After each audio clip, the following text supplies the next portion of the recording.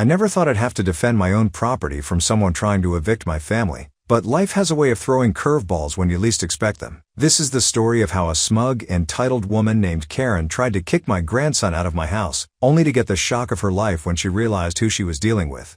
My name is Margaret, and I'm a 68-year-old retired teacher. I've lived in the same modest two-story house in a quiet suburban neighborhood for over 40 years. My late husband and I bought it when we were newlyweds, and we raised our 2 children here. Now, in my golden years, I share the house with my 23-year-old grandson, Jake.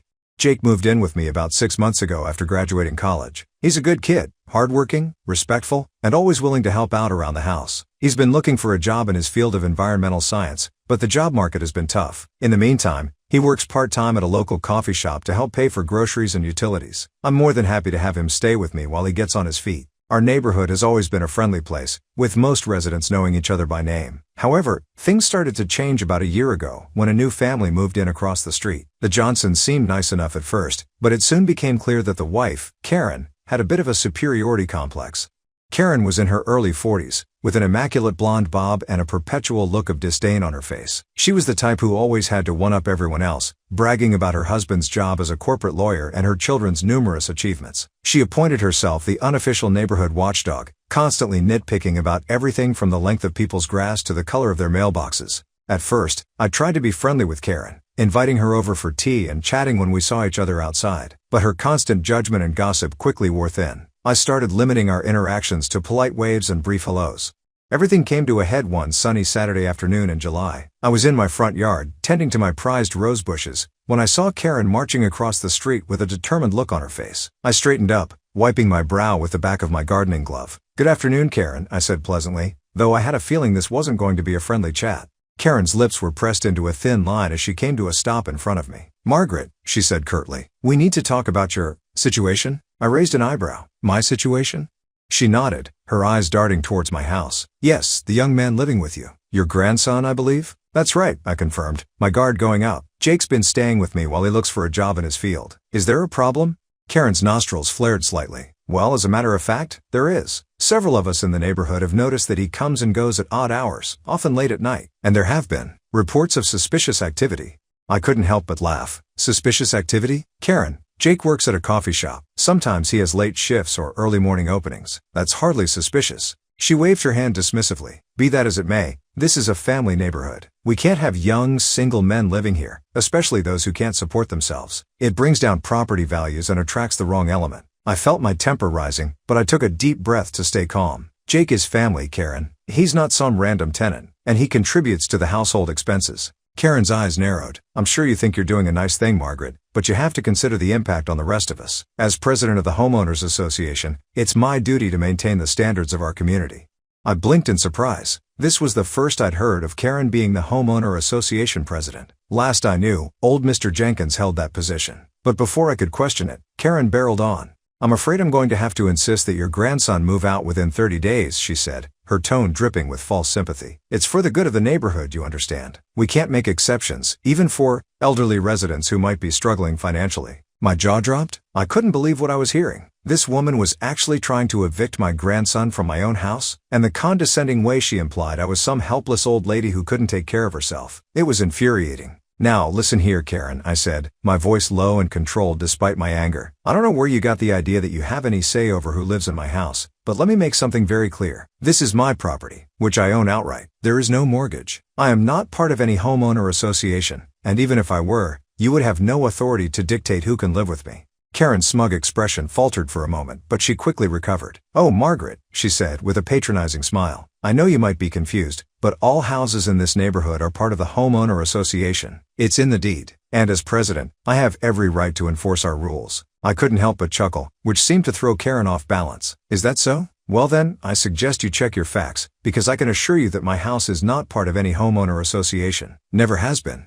Karen's face turned an interesting shade of red. That's impossible. All the houses here?" I cut her off. "All the houses built in the last 20 years, maybe. But my house predates your precious homeowner association by at least 2 decades. When they tried to incorporate us, my husband and I, along with several other original homeowners, refused. We were grandfathered out." Karen's mouth opened and closed like a fish out of water. I could almost see the gears turning in her head as she tried to process this information. But I wasn't done yet. Furthermore, I continued, warming to my topic, even if I were part of the homeowner association, which I most certainly am not, you would have no legal grounds to evict a family member from my home. And for your information, I am neither struggling financially nor in need of your misplaced concern about my living situation. I took a step closer to Karen, who instinctively backed up. Now, I've been patient with your busybody behavior up until now, Karen. I've ignored your snide comments and your constant meddling in everyone's business. But trying to kick my grandson out of my home? That crosses a line. Karen seemed to regain some of her bravado. Well, I still think it's inappropriate for a young man to be living here. What will people think? And the noise? The traffic? I held up a hand to stop her. What people think is none of my concern, nor should it be yours. Jake is a responsible adult who has every right to live with his grandmother. He doesn't throw parties, he keeps to himself, and he's a contributing member of this household. The only noise and traffic I've noticed lately is you, marching up and down the street looking for things to complain about. Karen's face was a mix of embarrassment and indignation. I'm just trying to look out for the neighborhood's best interests, she sputtered. No, Karen, I said firmly. You're trying to assert control over things that are none of your business. And in this case, you've made a fool of yourself by trying to claim authority you don't have. I could see the fight going out of her as the reality of the situation sank in. But I had one more thing to say. Oh, and Karen? I think you might want to double-check your claim about being the homeowner association president. Because I happened to run into Mr. Jenkins at the grocery store just yesterday, and he was telling me all about the upcoming homeowner association meeting he's organizing. Funny how he didn't mention being replaced. Karen's eyes widened in panic. She opened her mouth as if to say something, then quickly snapped it shut. Without another word, she turned on her heel and practically ran back across the street to her house. I watched her go, shaking my head in disbelief. As I turned to go back inside, I saw Jake standing in the doorway, a confused look on his face. Grandma, he said. What was that all about? I heard raised voices.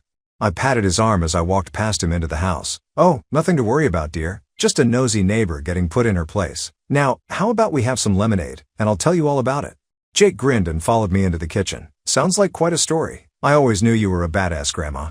I laughed as I pulled the lemonade out of the fridge. Language, young man. But yes, your grandmother can handle herself just fine. As we sat at the kitchen table, sipping our lemonade, I filled Jake in on the confrontation with Karen. His eyes grew wider with each detail, and by the end, he was shaking his head in amazement.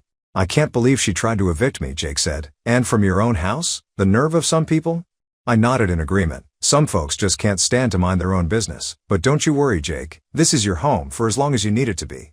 Jake reached across the table and squeezed my hand. Thanks, Grandma. I really appreciate everything you've done for me. And I promise, as soon as I land a job in my field, I'll start looking for my own place. There's no rush, I assured him. I enjoy having you here. It's nice to have some company in this big old house. We spent the rest of the afternoon chatting and laughing, the incident with Karen already becoming a funny story to tell rather than a source of stress. Little did I know, however, that this was just the beginning of our troubles with the self-appointed neighborhood queen.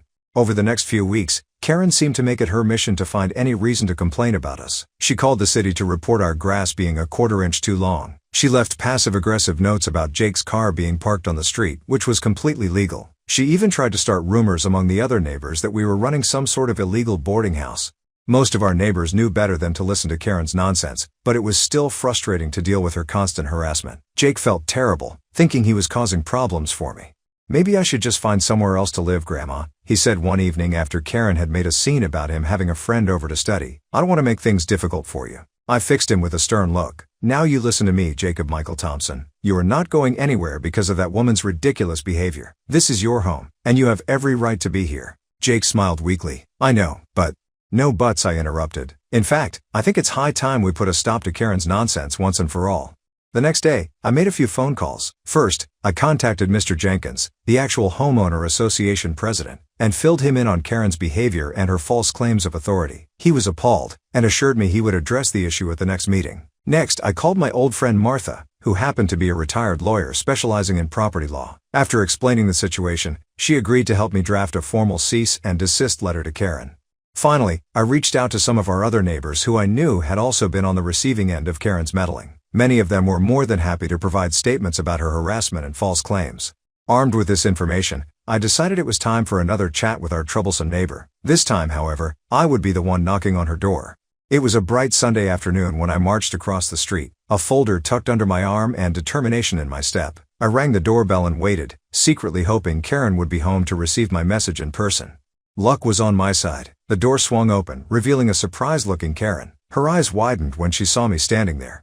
Margaret, she said, her voice a mix of confusion and wariness. What are you doing here? I smiled politely. Hello, Karen. I was hoping we could have a little chat. May I come in? Karen hesitated for a moment before reluctantly stepping aside to let me enter. She led me to her immaculate living room, gesturing for me to sit on a pristine white couch that looked like it had never been used. What's this about? Karen asked as she perched on the edge of an armchair across from me. I opened my folder and pulled out a stack of papers. Well, Karen, I'm here to discuss your recent behavior towards me, my grandson, and several other neighbors. I'm afraid it's become quite problematic. Karen's face flushed. I don't know what you're talking about. I've only been trying to maintain the standards of our neighborhood. I raised an eyebrow. Is that so? Then perhaps you can explain why you've been falsely claiming to be the homeowner association president and attempting to enforce rules that don't exist? Karen's mouth fell open. I never. Please, Karen, I interrupted gently. Let's not make this more difficult than it needs to be. I've spoken with Mr. Jenkins, the actual homeowner association president. He was quite surprised to hear about your claims. I could see the panic rising in Karen's eyes as I continued. I've also collected statements from several neighbors detailing your harassment and false accusations. And let's not forget your attempt to evict my grandson from my own property. Karen's face had gone from red to pale. I was just trying to help, to keep the neighborhood nice. I leaned forward, my voice firm but not unkind. Karen, I understand you may have good intentions, but your actions have crossed a line. You have no authority to dictate how people live in their own homes, especially those of us who aren't even part of the homeowner association. I pulled out the cease and desist letter and handed it to her. This is a formal request for you to stop your harassing behavior immediately. It details the legal consequences if you continue. Karen's hands shook as she took the letter. Legal consequences? But I haven't done anything wrong. Making false claims of authority, spreading rumors, and attempting to interfere with people's living situations are all potentially actionable offenses, I explained. Now, I don't want to take this any further, Karen. I believe we can resolve this amicably. Karen seemed to deflate before my eyes. What do you want me to do? I smiled, relieved that she seemed to be coming to her senses. It's simple, really. Stop interfering in your neighbors' lives. No more false claims of authority, no more complaints about things that aren't your business, and absolutely no more attempts to dictate who can live where. Karen nodded slowly, still looking shell-shocked. Additionally, I continued, I think it would be appropriate for you to apologize to those you've harassed, including my grandson and me. Karen's pride seemed to bristle at this. Apologize? But I was just trying to. I held up a hand to stop her. Karen, please. We both know your actions went far beyond simple concern for the neighborhood. You've caused real distress to people, and an apology is the least you can do to make amends. She was quiet for a long moment, staring down at the letter in her hands. Finally, she looked up at me, her eyes watery. I'm sorry, Margaret. I never meant to cause trouble. I wanted to feel important, I guess. To have some control? Her admission took me by surprise. For the first time, I saw past Karen's prickly exterior to the insecure person underneath. I felt a twinge of sympathy, remembering how lost I had felt after my husband passed away. I understand, Karen, I said softly. Change can be difficult, and sometimes we look for ways to feel more in control of our lives. But it can't come at the expense of others' peace and happiness. Karen nodded, wiping at her eyes. You're right. I'll apologize to everyone. And I promise, no more meddling. I reached out and patted her hand. That's all we're asking for, Karen. And who knows? If you approach your neighbors with kindness instead of criticism, you might find yourself making some real friends in the community. As I stood to leave, Karen walked me to the door. Before I stepped out, she turned to me with a hesitant smile. Thank you, Margaret, for being firm but kind about this. I think I needed that wake-up call. I nodded. We all need a reality check sometimes, Karen. The important thing is how we respond to it. As I walked back across the street to my house, I felt a weight lift off my shoulders. I hoped this would be the end of our neighborhood drama, but only time would tell. When I got home, Jake was waiting anxiously in the living room. How did it go, Grandma? Is she going to leave us alone now? I sat down next to him on the couch with a sigh. I think so, dear. Karen seemed to realize the error of her ways. She's promised to apologize and stop her meddling. Jake looked skeptical. Do you really think she'll change? I shrugged. People can surprise you, Jake. Sometimes they just need a little nudge in the right direction. We'll give her a chance to make things right. Over the next few weeks, we saw a remarkable change in Karen's behavior. True to her word, she went around the neighborhood, apologizing to everyone she had wronged. Some people were wary at first, but as time went on and Karen's improved attitude held, the atmosphere in the neighborhood began to shift. One Saturday morning, about a month after our confrontation, there was a knock at our door. Jake answered it, and to both our surprises, it was Karen standing there with a basket of muffins. Good morning, she said, her voice tentative. I baked these as a peace offering. I was hoping we could start fresh. Jake looked at me, unsure how to respond. I nodded encouragingly and stepped forward. That's very kind of you, Karen. Why don't you come in for some coffee?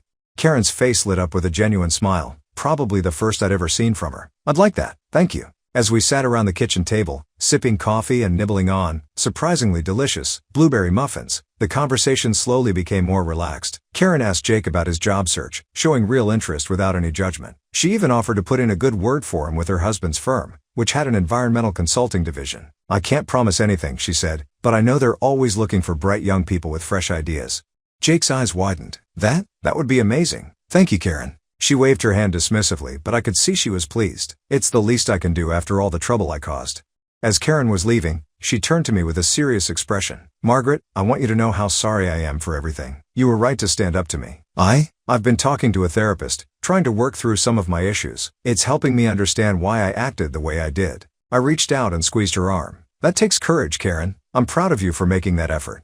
She smiled, her eyes misty. Thank you. And thank you for not giving up on me as a neighbor. I hope we can be friends going forward. I'd like that, I said, and I meant it. As we watched Karen walk back to her house, Jake turned to me with a grin. Grandma, you're amazing. You not only stood up to her, but you actually helped her become a better person. I chuckled. Oh, I don't know about that. Karen did the hard work herself. Sometimes people just need a little push to see the error of their ways. Jake hugged me tightly. Well, I'm glad you're my grandma. You're like a real-life superhero. I laughed and patted his back. No cape or tights for me. Thank you very much. Now, how about we go over your resume? If Karen comes through with that connection at her husband's firm, we want you to be prepared. As we spent the afternoon polishing Jake's resume, I couldn't help but feel grateful for how things had turned out. What had started as a stressful confrontation had led to positive changes, not just for us, but for the whole neighborhood. It was a reminder that sometimes, standing up for what's right can have far-reaching effects. In the months that followed, our neighborhood became a more friendly and inclusive place. Karen, true to her word, continued to work on herself and became an unexpectedly strong advocate for community harmony. She even stepped up to help when one of our elderly neighbors needed assistance with home repairs, organizing a neighborhood volunteer day. As for Jake, Karen's connection did indeed lead to an interview at her husband's firm. While he didn't get that particular job, the experience boosted his confidence and helped him refine his interview skills. A few weeks later, he landed a position with a local environmental nonprofit, allowing him to stay in the area and continue living with me while he saved up for his own place. Looking back on that summer, I'm reminded of an old saying, the only way to have a friend is to be one. By choosing to approach Karen with firmness but also with empathy, we not only solved our immediate problem but also gained an unexpected ally and friend. It just goes to show that sometimes, the best way to deal with difficult people is to give them a chance to be better. You never know, you might be surprised by the results. Are you hungry for more slices of stories? Don't forget to subscribe and hit the bell to never miss out on any videos. See you tomorrow at Story Slices.